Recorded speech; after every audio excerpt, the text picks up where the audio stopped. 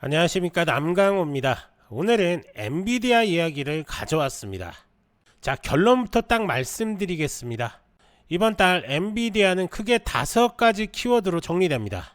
첫째, 실적 발표와 주가 반응. 둘째, 중국 수출 재개와 15% 수익 쉐어 논란. 셋째, 차세대 루빈 CPX 칩 공개. 넷째, 지포스 나우 RTX 5080급 업그레이드. 마지막으로 람다와의 15억 달러 GPU 리스 계약. 오늘 이 5가지를 기반으로 리스크와 기회를 나눠보고 여러분들이 어떤 구간에서 어떻게 대응할 수 있을지까지 차근차근 풀어드리겠습니다. 자, 먼저 엔비디아가 지금 어떤 회사냐. 예전에는 게임용 그래픽카드 회사라는 인식이 좀 강했죠. 그런데 이제는 완전히 다릅니다. 지금은 데이터 센터 AI 칩이 매출의 핵심입니다. 이번 분기 실적만 봐도 데이터 센터 부분이 전체 성장을 압도적으로 끌어올렸습니다. 게이밍은 여전히 브랜드와 스토리 차원에서 중요하지만 돈을 버는 건 데이터 센터, 즉 AI 가속기가 핵심이라는 거죠. 이제 투자자들이 보는 관점은 데이터 센터가 계속해서 성장할 수 있느냐, 병목은 없느냐, 여기에 달려 있습니다. 자, 그럼 2분기 실적부터 한번 볼까요?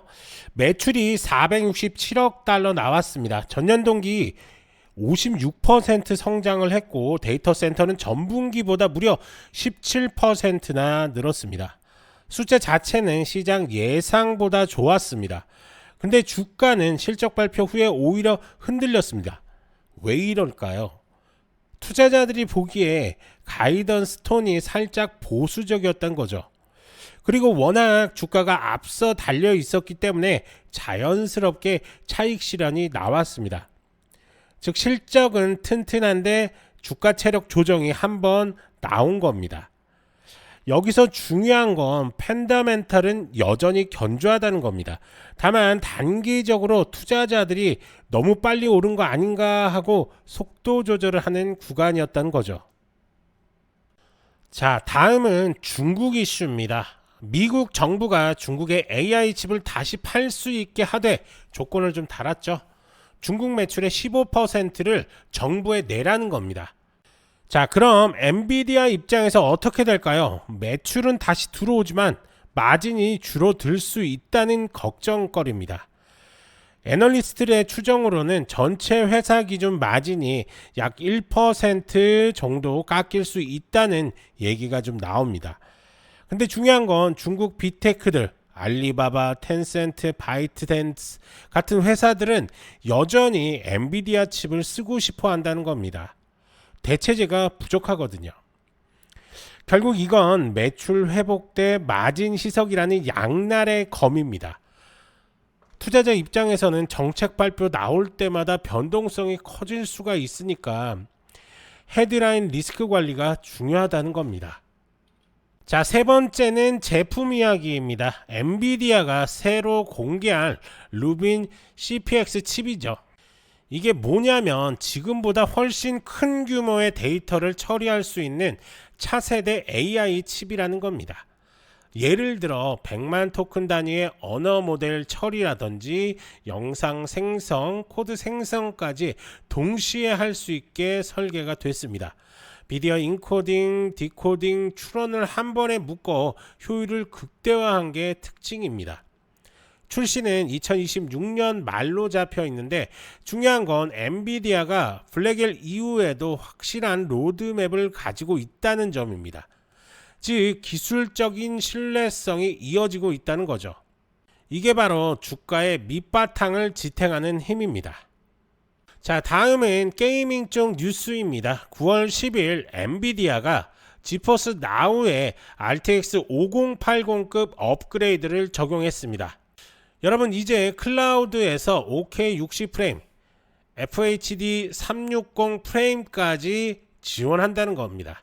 단순히 게임이 좋아졌다? 그 정도가 아닙니다. 게이밍과 클라우드 그리고 생성형 AI까지 연결되는 생태계 확장의 의미가 있습니다. 즉 엔비디아는 게임 회사에서 AI 생태계 플랫폼 회사로 변하고 있는 과정을 소비자에게 직접 보여주고 있는 겁니다. 자, 이제 람다 이야기를 한번 해보겠습니다. 람다는 AI 클라우드 업체인데요. 엔비디아가 여기와 15억 달러 규모의 GPU 리스 계약을 좀 맺었습니다. GPU 18,000대를 4년에 걸쳐 재임대하는 구조입니다. 이게 무슨 의미냐? 지금 전 세계적으로 GPU 수요가 폭발인데 공급은 좀 제한적이잖아요. 그래서 엔비디아가 이렇게 파트너와 협업해서 즉시 쓸 수 있는 자원을 확보한 겁니다. 이건 단순히 GPU 빌려줬다가 아니라 수요를 관리하면서 생태계를 붙잡는 전략이라고 보시는 게 좋습니다. 자, 그럼 이제 경쟁사 이야기도 한번 해보죠. 브로드컴, AMD 같은 기업들이 AI 칩 시장에 도전장을 내고 있습니다. 그런데 왜 엔비디아가 여전히 우위냐? 바로 CUDA 생태계 때문입니다. 자, 그럼 CUDA 쿠다 생태계란 뭘까요? 쿠다는 엔비디아가 만든 병렬 컴퓨팅 플랫폼 겸 프로그래밍 모델입니다. 말이 조금 어려운데 쉽게 얘기하면 원래 GPU는 게임 그래픽 연산에 쓰였지만 쿠다를 통해 GPU를 범용 계산에도 활용할 수 있게 한 겁니다. 즉 CUDA 쿠다는 GPU를 프로그램할 수 있는 도구와 소프트웨어 환경을 결합한 거다라고 이렇게 볼 수가 있습니다. 즉 단순한 드라이버가 아니라 개발자가 GPU를 마음껏 활용할 수 있는 라이브러리, 컴파일러, 툴킷이 다 들어있는 종합 생태계라고 보시면 됩니다. 자, 그러면서 애널리스트들도 이런 점을 좀 보고 긍정적으로 좀 평가하고 있습니다. KBS 같은 곳은 여전히 목표가를 $230를 좀 유지하면서 엔비디아를 톱픽으로 꼽고 있습니다. 즉 단순히 하드웨어가 좋다 나쁘다가 아니라 소프트웨어와 생태계가 장기적인 경쟁력을 만드는 거다라고 이렇게 볼 수가 있습니다. 자, 우선 차트 한번 보면서 설명을 좀 이어갈 건데요. 자, 보시면 아시겠지만 4월 말이죠. 4월 초중순부터 시작한 랠리가 현재까지도 사실은 이어지고 있는 그런 상황처럼 보입니다. 하지만 단기 추세적으로 봤을 때는 좀 꺾이는 움직임이 좀 나왔고요. 저희 황금선 지표에서도 숏타임, 즉 내려가는 하방 압력들이 지금 살아있는 올라가는 압력보다 조금 더 높다, 즉 떨어질 가능성이 상당히 높다라고 이렇게 보여지고 있습니다. 하지만 추세는 우상향 추세선을 아직까지는 유지하는 것처럼 보이지만 단기 하락 후에 빠르게 회복될 수도 있는 그런 자리입니다. 결국에는 단기적으로는 중국 뉴스가 나올 때마다 좀 변동성이 생길 가능성이 상당히 높다. 그래서 헤드라인이 나올 때마다 좀 급등락이 나올 겁니다. 그러면 거기에 휩쓸리기보다는 분할 매수라든지 분할 매도 전략이 좀 유효하다라고 이렇게 볼 수가 있습니다. 자, 현재는 아직까지 아까 전에 말씀드린 대로 숏타임, 즉 내려가는 압력이 조금 더 강한 움직임입니다. 그렇기 때문에 이런 자리에서는 관망세 유지하시는 게 맞고요. 대신에 이렇게 롱타임이 나왔을 때, 롱 시그널이 나왔을 때 그때 들어가도 늦지가 않은 겁니다. 자, 보시면 아시겠지만 엔비디아 같은 경우 저희가 4월 24일 날 들어갔습니다. 4월 24일 날 들어가서 이때 매도하고 나왔는데, 자, 단기적으로 38%의 수익을 가져가실 수가 있는 겁니다. 그리고 나서 다시 한번 또 들어갑니다. 이때. 그래서 이때 팔고 나와도 단기 15%의 수익을 가져가실 수가 있는 거죠. 자, 그렇기 때문에 이 지표를 통해서 매매를 한다면 충분히 큰 수익 가져가실 수가 있는 거고요. 아무리 고점 논란이 있다라고 하더라도 이런 구간에서 단기적으로 수익을 먹을 수가 있는 거죠. 자, 그러면 지금 보고 있는 이 황금손 지표를 어떻게 써야 되냐, 어떤 식으로 활용을 해야 되냐, 제가 자세하게 설명을 드릴 건데요. 자, 우선은 제가 지금 쓰고 있는 트레이딩뷰, 이 전 세계 트레이더들의 90% 이상이 지금 트레이딩뷰를 쓰고 있습니다. 왜냐하면 국내 주식도 나오고 뭐 미국 주식이라든지 항생, 코인 할 것 없이 모든 차트들이 나오고 있습니다. 그래서 트레이딩 뷰를 쓰셔야 될 것 같고요. 가입하는데 30초도 안 걸리니까요. 그거 하나 준비하시면 될 것 같고, 쓰는 방법을 이제 아셔야 되니까 제가 영상에서 더보기란 클릭하신 다음에 그 다음에 지표 상단 문의 클릭, 그리고 설문지가 나올 겁니다.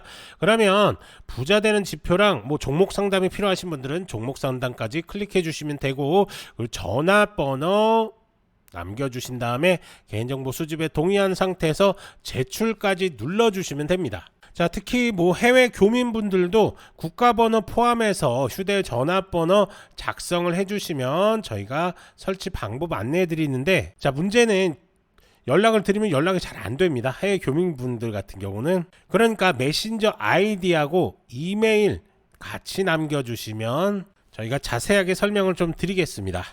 자, 그렇다고 해서 이거 완전히 공짜로 드리는 건 아니고요. 왜냐면 제가 제 투자 경력 30년 가까운 투자 경력의 집합체인데 이거를 그냥 드릴 수는 없고, 저도 트레이더 생활을 하다가 지금 유튜브도 경험을 하고 있는데, 저도 제 채널이 10,000명이 넘고 싶고 10만 명이 넘고 싶고 100만 명이 가고 싶습니다. 그렇기 때문에 이 지표를 원하시는 분들은 첫 번째 저희 채널 무조건 구독하셔야 됩니다. 그래서 구독자 이벤트다 라고 이렇게 볼 수가 있는 거고요. 그리고 두 번째, 쓰시다가 마음에 들면 아시는 지인분들한테 여기 너 한번 지표 한번 써봐 라고 이렇게 권해주시기만 하면 됩니다. 자, 아셨죠? 자, 정리하겠습니다. 정리하면 실적 체력은 정말 튼튼합니다. 엔비디아는. 그리고 정책은 변동성이 좀 크다 라고 이렇게 볼 수가 있고, 로드맵은 계속 전진 중에 있습니다. 따라서 흔들림 속에서도 방향은 여전히 엔비디아 쪽으로 기울어 있다는 점, 이걸 기억해 두시면 좋겠습니다. 자, 하지만 이렇게 설명을 좀 드려도 개인 투자자분들이 혼자서 이렇게 접근하기 쉽지는 않으시죠. 그러면서 급등 종목들의 수익 찬스들을 놓치시는 경향들이 좀 있는데요. 그렇기 때문에 전문가의 도움이 절실히 필요하실 겁니다. 이렇게 구체적인 매매 전략들이 필요하신 분들은 자, 더보기란에 이렇게 문의 남겨주시면 저희가 하나하나 자세하게 도움을 드리도록 할 테니까요. 언제든지 문의 남겨주시면 됩니다. 그리고 제가 이렇게 상담을 하다 보면 엔비디아를 뭐 이런 고점들에 묶이신 분들이 좀 계신 것 같은데요. 그런 분들 역시 문의 남겨주시면 저희가 하나하나 대응 방법에 대해서 자세하게 설명을 드릴 테니까요. 부담 없이 연락 주시면 됩니다. 간혹 이렇게 영상만 보시고 대응하시는 분들이 좀 계신데요. 문의 남겨주셔서 직접 설명 들으시는 게 훨씬 더 도움이 많이 되시니까요. 편하게 문의 남겨주시면 됩니다. 이제 중요한 건 여러분들의 선택입니다. 뉴스, 차트, 모멘텀이 동시에 들어올 때 이걸 잡는 게 실력입니다. 좋아요, 구독 부탁드리고 문의 남겨주시면 도움 드릴 수 있는 것들 최대한으로 도움 드리겠습니다. 저는 남강호였고요. 다음 영상에서도 빠르고 정확한 정보로 다시 찾아오겠습니다. 감사합니다.